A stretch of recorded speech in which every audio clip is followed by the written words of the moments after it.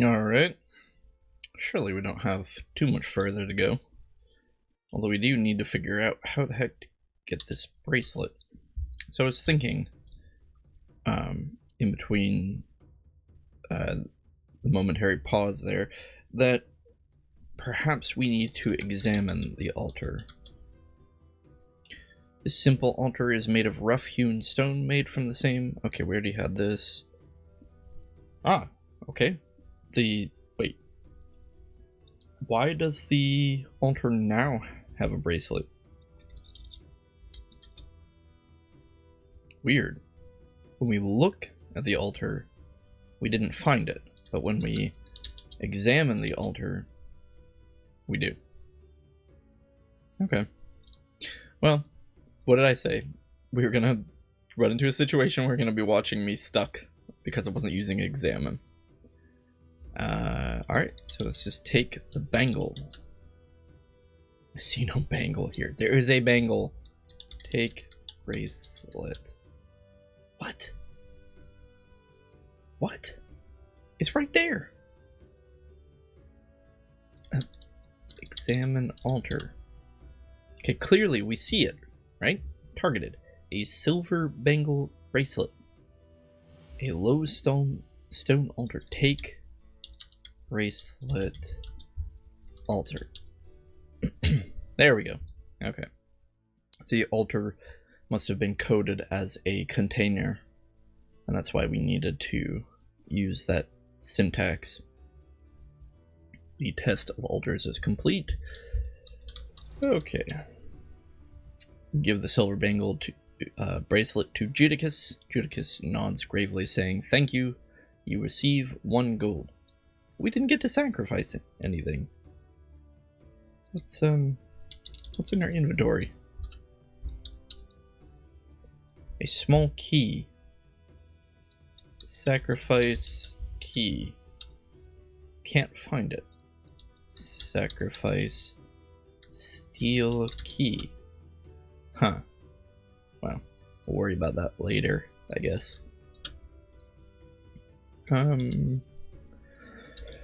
Continuing to go north.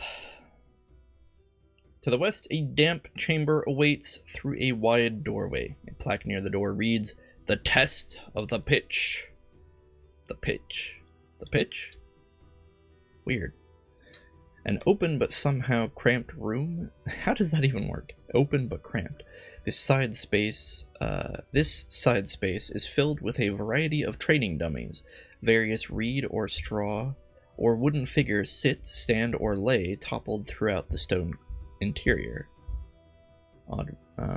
The high curving ceiling and uneven walls give the collection of pseudo-bodies a surprisingly unnerving air, with a few of them set up in a row towards the center of the room. Hanging lanterns light the room, its shadowy light providing enough illumination to see, but also enough to veil the room's figures just so. Splashes of fluid stain a number of the statues and the floor. The Hall of Trials lies to the east. A wooden training dummy is set up here. A shifty-eyed Nefortu rogue is here, gleefully preparing the targets. Kijok points at Talaris, declaring, "Yes, you, yes." Or, I read that backwards. "You, yes, you. You want to try a trick with me, don't you?" Sure. Kijok chortles, "Yes. Now what you're going to do is practice pitching stuff." Odd. Kijok says, "Try to pitch this paint at the dummy. Don't want to drink it? Bad for your insides." Kijok gives you some green paint. Guys, I kind of want to drink this paint. I mean, it's like gaming 101. When someone tells you not to do something, you immediately want to do it. But I suppose if we're role-playing, Talaris would not drink the paint. So, Talaris will not drink this paint. Maybe a different character someday. Pitch. Paint. Dummy. Maybe that'll work. Or maybe we should read the help file on pitch. Pitch item person. The pitch command enables the hurling of items at an enemy, doing a small amount of damage based on the weight. Pitching some potions will cause said potions to burst open on one's target. possibly affecting them with the magics contained. Alright, pitch, paint, dummy. What do we throw the paint at Kijok? Again, Talaris wouldn't do that. I would do that. That would be hilarious. But, alright, we'll throw it at the dummy. You pitch a bottle of green paint at the training dummy's chest, where it bursts open. Kijok hops up and down, madly cackling, "It's great! It's great!" This guy is, a little nuts. A rune on the dummy shimmers, and a burst of water empties itself over the dummy, cleaning the paint away. Interesting. Well, let's keep going north. How many times have I said that? Far too many. I'm so sorry. To the east, a low doorway leads into an adjoining room. A plaque near the door reads, "Test of Belief." Let's test our belief. The low door into this room reveals a somewhat shocking revelation that it's less a room and more of a cave. Instead of the aging, rough-hewn stone of the school's lowest level, it appears to be formed entirely from snow and ice. The interior of this cave is quite cold, with what appears to be a fortune's worth of coins berries beneath? Buried. I think that should be buried. With what appears to be a fortune's worth of coins buried beneath the impenetrable ice of the cave floor. It appears to also be that the habitat of some great creature, as claw marks and cracks mar the perfection of the interior. To the west, a low doorway exits the cavern and returns to the familiar Hall of Trials. A massive platinum dragon is curled up here, fangs bared. A brown-furred cancorn with broad shoulders waits with arms crossed. Kajak nods to Talaris, saying, There's one thing you should learn from me if you're ready to hear it. Are you? Yeah, I'm ready. Kajak nods, saying, Good. As you know, air scholars can create illusions to deceive you, but your willpower can banish these phantasms. You know the dragon doesn't belong here. Use that to disbelieve it. This... It's interesting. Actually, I was legitimately thinking that, right? Like, why the heck is there a dragon here? So we literally disbelieve it? That's a really interesting mechanic. Let's get a little bit more information on that. Disbelieve. The disbelieve command attempts to deny the reality of an air scholar's phantasmal mirrors. If successful, the phantasm is destroyed. Failed attempts, however, may lead to paranoia. That's awesome! While paranoid, all disbelieve attempts will fail. Mobiles will sometimes attempt to disbelieve phantasms used against them in combat as well. Each disbelief attempt requires some amount of mana, which varies according to the power of the phantasm being disbelieved. That is so cool. I want to go paranoid. Alright. Well, let's disbelieve dragon. You realize a platinum dragon is an illusion and banish her with intense concentration and disbelief. Kajak says, Good job, Talaris. Remember, don't believe everything you see. That's pretty cool. Continuing down the hall, we see a chamber that has a plaque near the door that reads, The Test of Discernment. Let's go. The test of discernment takes place in a small, brightly lit museum.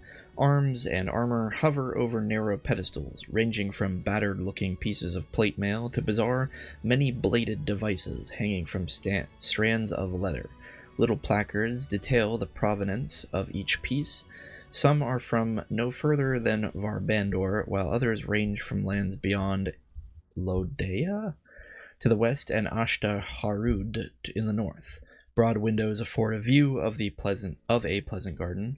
A floral scent carries on a breeze. Soft chairs are positioned so as to frame both the objects and the outdoors, somewhat obstructing paths through the room. Wait, I think I read that wrong. Soft chairs are positioned so as to frame both the objects and outdoors, somewhat obstructing paths through the room.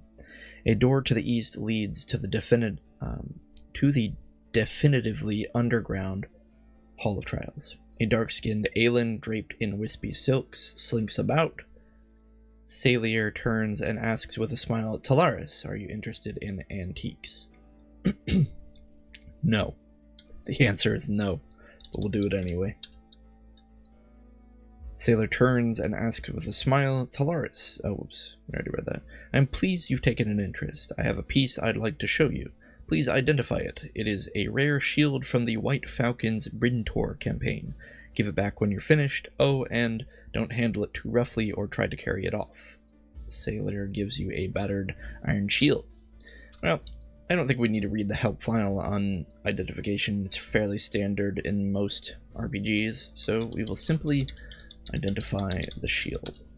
If I can spell shield correctly. Interesting. A battered iron shield. We'll get its stats. Level 52. Good grief. Crazy amounts of stuff. What if we can identify our own shield? Identify bronze shield. Worry about that later. For now, we'll complete. Very good, very good. You have a keen gaze. You may visit the gallery whenever you like, Talaris, and accept this from me. And we get another gold. Let's identify gem of guarding. Cool. Flags rot and death. Wear float. I don't understand any of this. But it's good to know that we can use identify to get more stats on an item. Actually, let's check our equipment. Let's test this out on the copper bracer. Remove bracer. Identify bracer. Cool. Interesting. So the bracer gives us one armor class versus all types except magic. And it affects moves by 20. Oh, and it affects our HP by 3. Yeah, okay. Our HP is lower now that we have removed it. It's interesting that armor increases your HP. I don't know how I feel about that. Just a mechanic.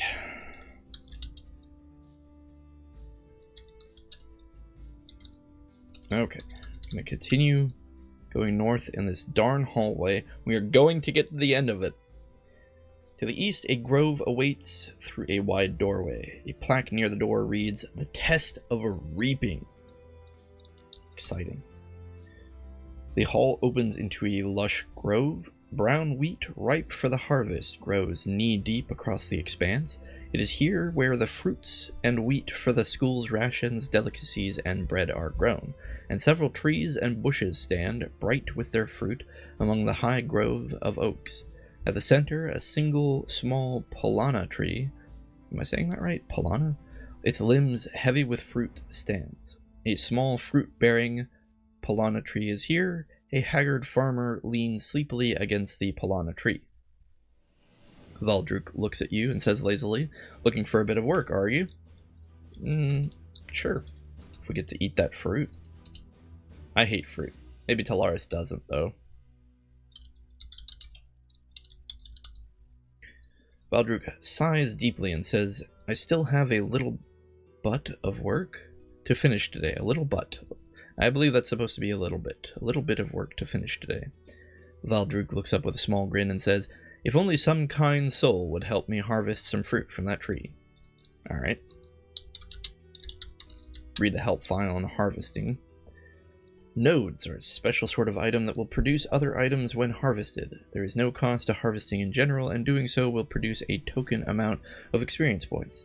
Nodes will always produce at least one item. Some will produce other, less common items. Harvesting will only ever produce a single result at a time, one hat from a hat rack, one bunch of carrots, etc. Once harvested, it will not be possible to harvest a node for some time. This time depends from node to node and is per character. If you harvest a cabbage from a cabbage patch, your friend will still be able to harvest a delicious cabbage. A delicious cabbage, not just a cabbage, but a delicious cabbage. Each character will have an individual timer. Oh, that's super cool. It helps players grab items without being in direct competition with each other. Sans, like, or not Sans, but i.e. RuneScape. I can't believe I just admitted to knowing something about RuneScape on a video I'm planning on posting online. Terrifying. Alright. Well, let's just harvest this tree. Alright. You gather a ripe Palana fruit from the fruit-bearing Palana tree. You receive 25 experience points. Cool. We'll just give that back to the farmer. Valdruk takes the fruit in hand and smiles. He tucks the fruit into his rucksack and says, "Nothing like a hard day's work, don't you agree?" He does give us a gold for our trouble, though, so that's nice.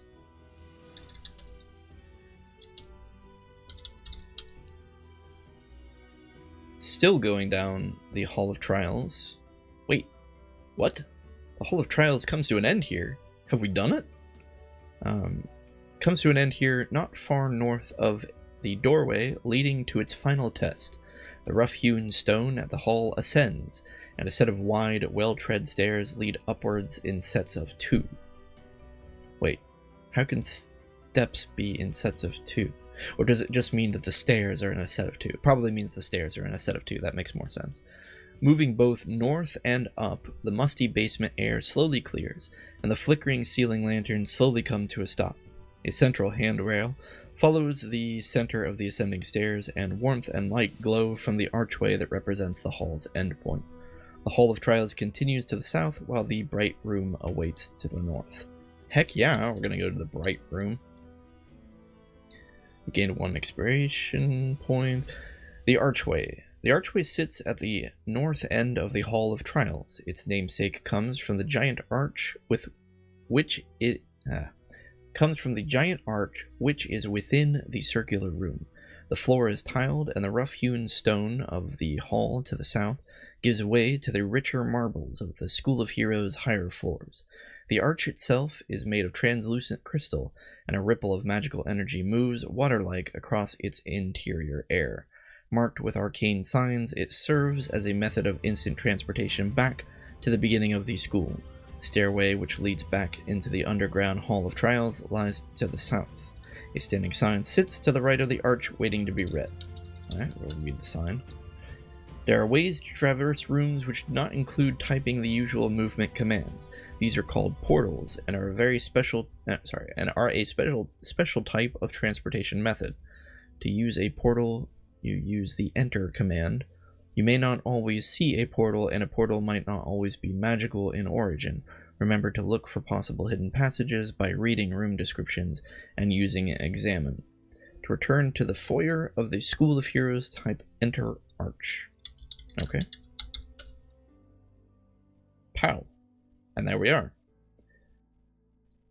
Oh, man, I did not think we were ever going to make it out of there.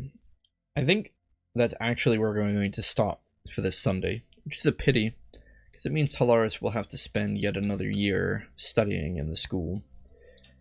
He began at such the chipper age of 18, and yet will inevitably leave the earliest at age 20. Such is life, I suppose. The pursuit of knowledge is ever a long task. And gosh darn it, look at that. Our wealth is right there. I spent all that time looking for it. I mean, I know that, like, wealth... No, not wealth. Gosh darn it, now I already forgot it. Value? No, shoot. How do we check our money? Well, no, score, no. What was it? Score. Oh no, I've already forgotten. Come on, Chezni, think. Yeah, quality, score. No, it was something else. Value. No, gosh darn it. Wasn't gold. I'll worry about that later. Anyway, yes, so we have successfully conquered the Hall of Trials, and next Sunday we will take a look at the what is it? The Tower of something or another. Actually, let's just get there, because I know getting there is a pain. Let's go down.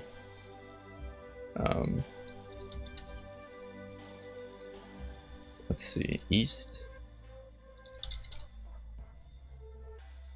No. There we go. The entrance to the Tower of Testing. Let's go ahead and go there. And did we read the sign? Yeah, because this is where it told us about how to fight. But yes, when we come back, we will conquer or attempt to conquer the Tower of Testing, and hopefully from there we will graduate the school and see what the world of Avendar actually has to present to us. Thanks for watching, hope you have a great day, and until next time.